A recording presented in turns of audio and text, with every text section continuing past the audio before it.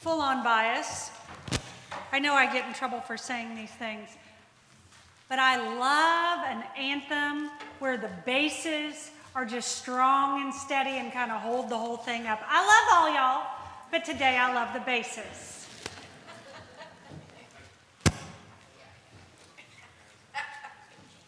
Careful now, careful. I love all y'all. I said I love all y'all. Today I love the basses. On this third Sunday of our Lenten Journey, and on the next story on our roadmap, is one I have to be honest, I have struggled with for a very long time. I have always struggled to kind of get my head around this story in the 4th chapter of Matthew's Gospel.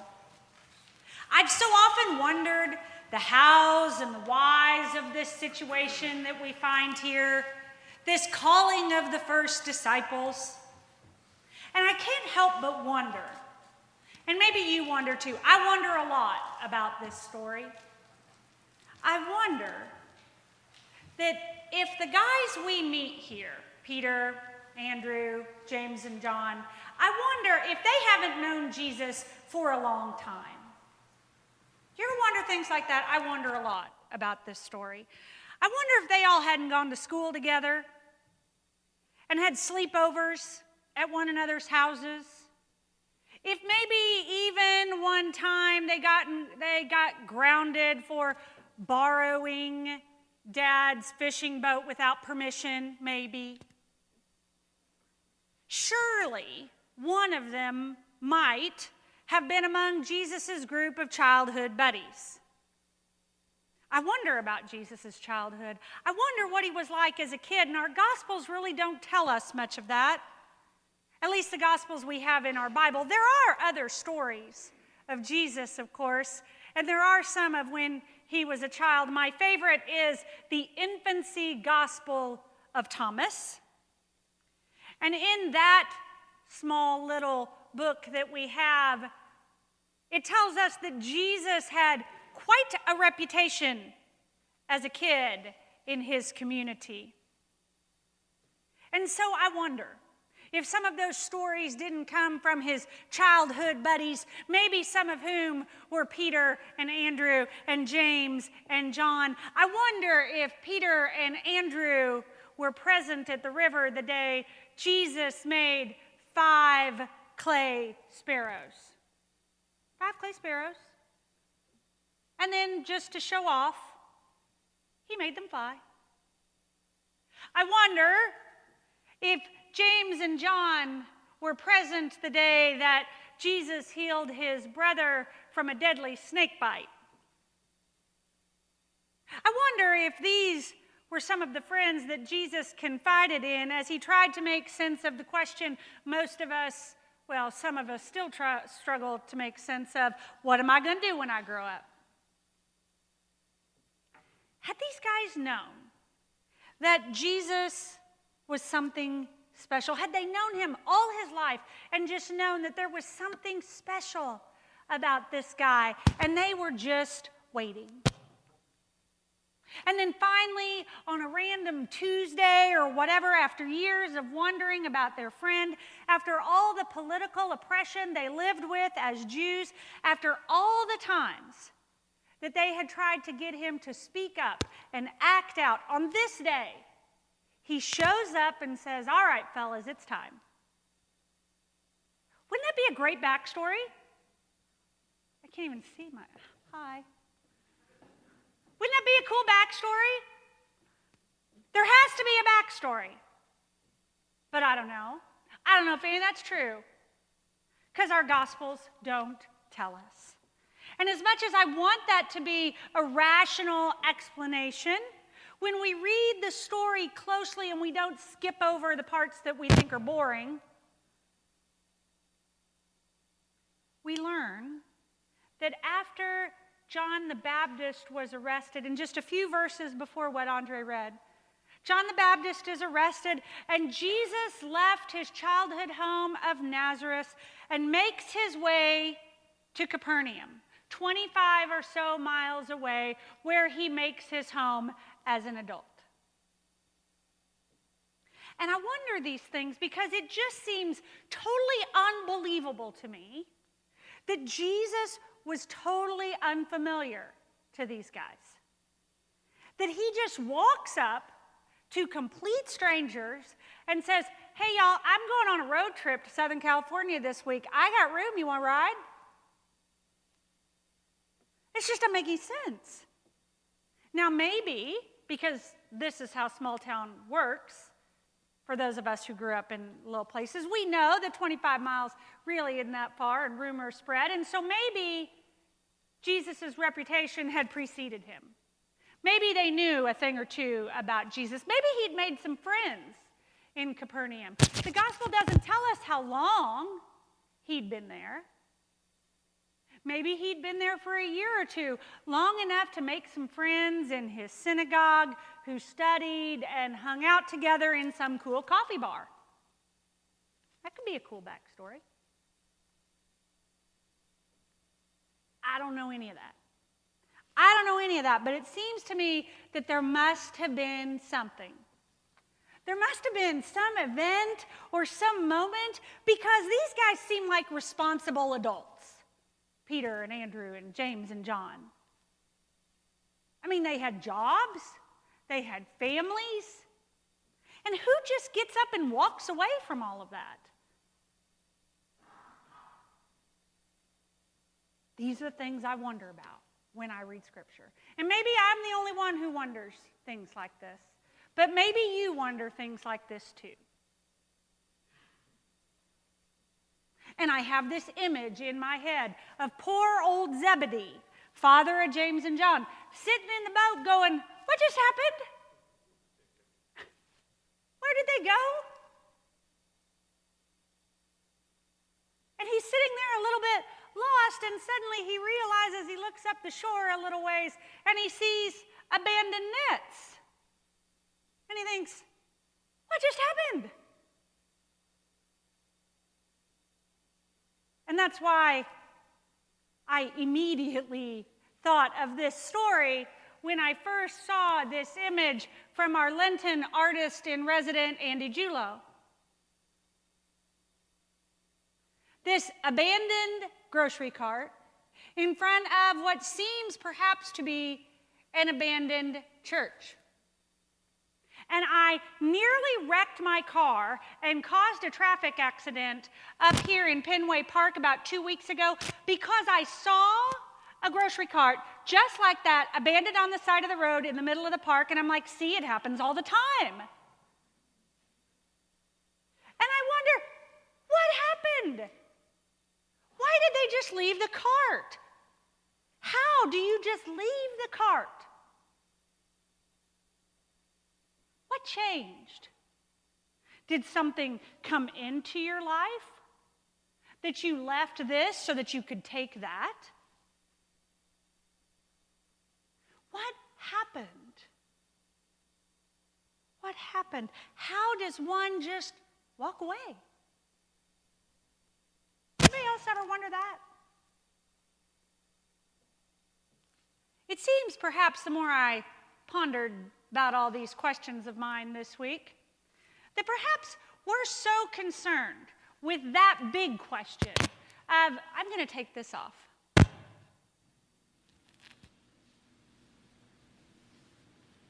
We're getting a new sound system in case you haven't read your bulletin this week. Thank you, Eugene Suter and the property team. Perhaps we're so concerned with these big questions of how does one just walk away?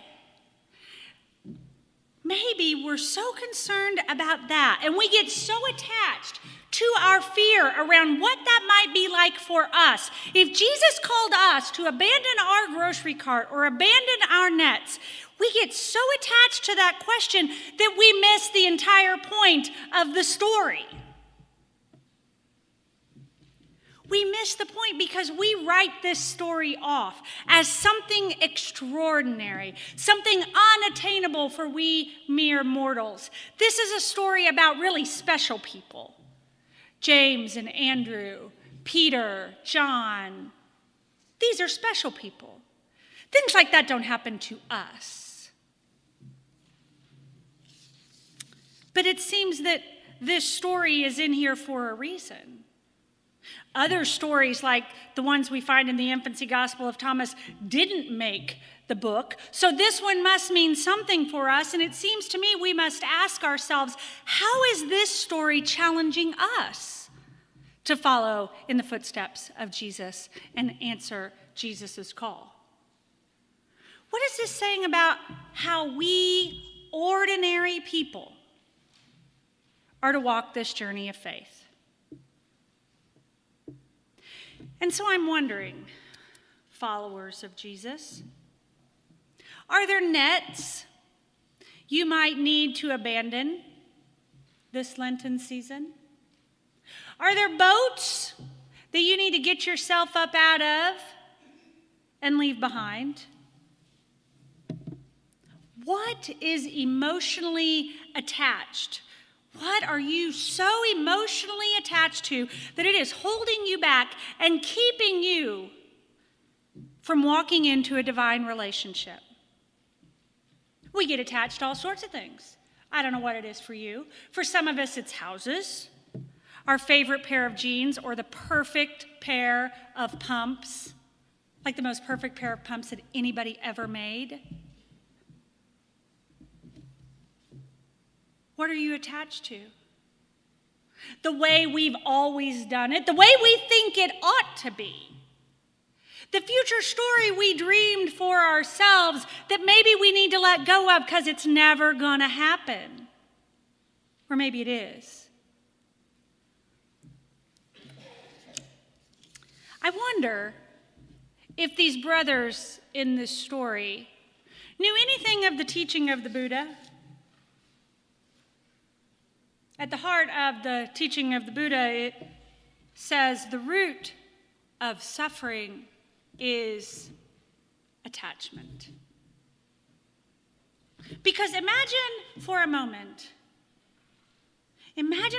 how the story would be different if Peter and Andrew had said to Jesus, hey, we're just going to try this for a few more minutes. We're going to throw our nets out one more time. And if you just want to hang out there, Jesus, get yourself a Coke and we'll be with you in about 30 minutes. Just be patient a minute, Jesus. We'll be along. Anybody ever said that? Imagine how the story might be different if James and John had said, hey, we're just going to finish up with these nets. We're going to make sure Daddy gets home okay. And then you just go ahead, Jesus. You just go ahead and we'll catch up.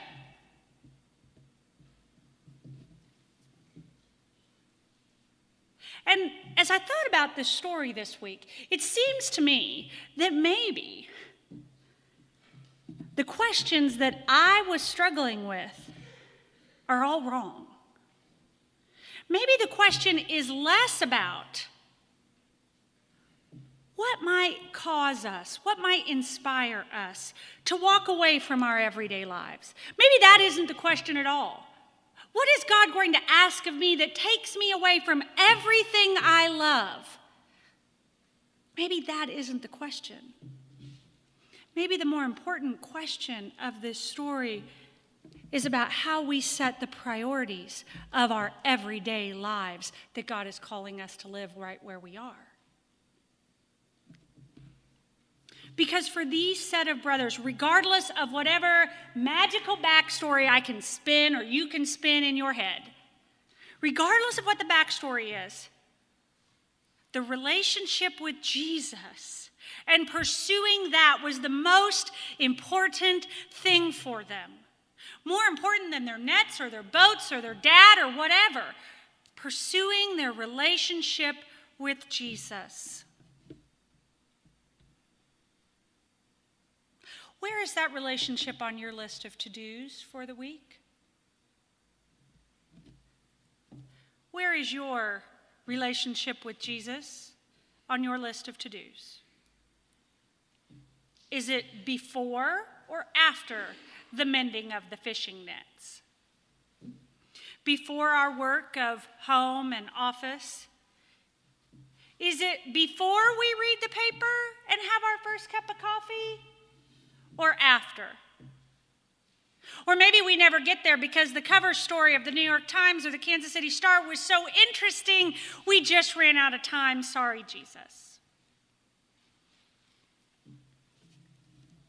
I wonder if Jesus isn't calling out to us, but we are so busy with all the other stuff that we don't have the time or the courage or the whatever to even respond.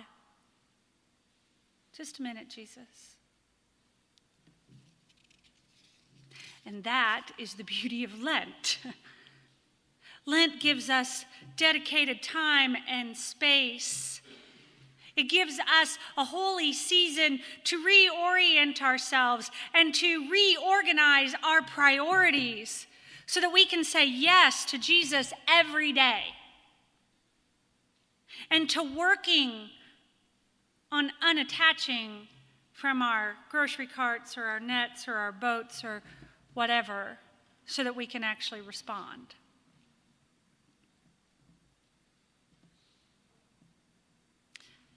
And yes, we say, oh, I don't have 20 minutes. I don't have 20 minutes for my gratitude journal or for my quiet sitting time or for whatever because I have dishes and vacuuming and work and kids. Yes, I use that excuse a lot too.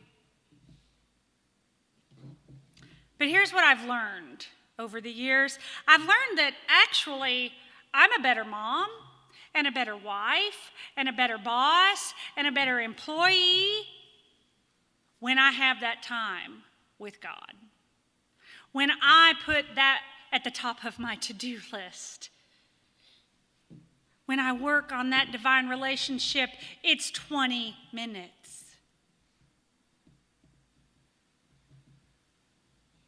When I say yes to putting that first, when I'm willing to put everything that I think is so very important on my to-do list, when I set that aside to start my relationship with God, to put that first, I actually get more done. Shocking. Who knew? A friend of mine and I were talking about this recently. It came up because he had just had a conversation with his spiritual director. And his spiritual director had really been holding his feet to the fire about his 20-minute sit, his quiet time with God.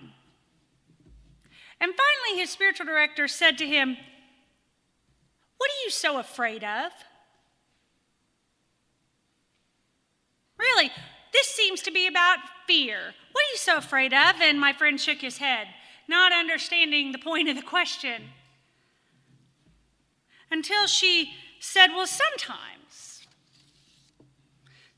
we are afraid to sit with God, to open ourselves up and develop an intimate relationship with the creator of the universe. Because when we do that, we actually have to claim our calling as beloved children. That we might actually have to be honest. That there's nothing all that special about James and John and Peter and Andrew, more so than there is for us. And if we did that, if we really claimed, she said, our calling as beloved children, perhaps it isn't so much that we are afraid to fail in that relationship, that we aren't worthy enough. Perhaps it's less about our fear that we might fall and more about that we might actually fly. And that can be scary. And I've been thinking a lot about that. And I've been thinking about my friend. Been thinking about the ways that attachment holds our feet to the ground and keeps us in place. And not only keeps us from flying, but keeps us from walking and getting up out of our boats to follow Jesus, and keeps us from making a relationship with the divine a priority in our lives. A relationship that might actually give us wings to fly.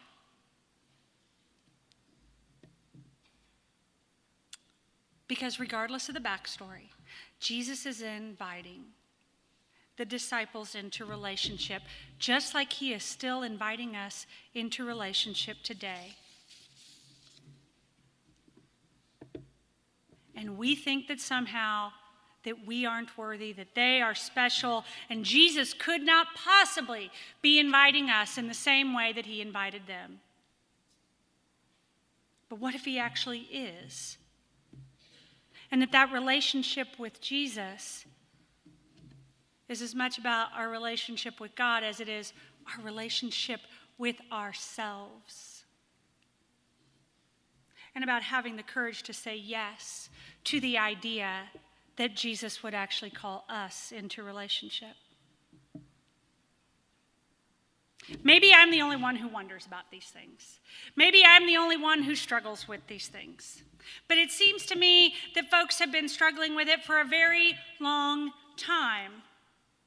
It seems to me that this struggle is the point of the poem on the cover of your bulletin. From the 13th century poet and scholar Rumi. He speaks to this so powerfully.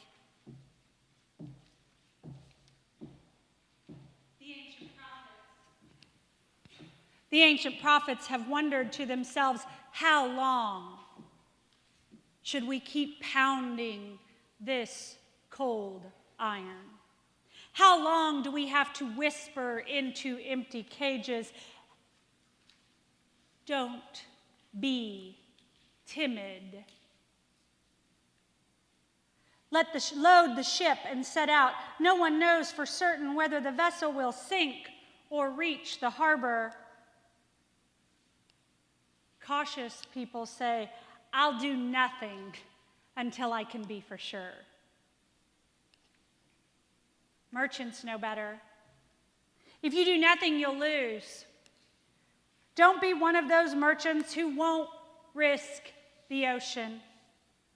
This is much more important than losing or making money. This is your connection to God, Rumi writes. You must set fire to have light. Trust means you're ready to risk what you currently have.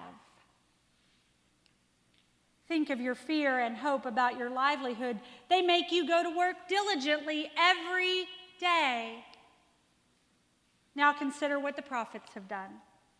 Abraham wore fire for an anklet. Moses spoke to the sea. David molded iron. Solomon rode the wind. Work in the invisible world at least as hard as you do in the visible. Work in the invisible world at least as hard as you do in the visible is the 700-year-old challenge from Rumi. Because when we do, we might remember, my friends, that Moses spoke to the sea and David molded iron and Solomon rode the wind, flying.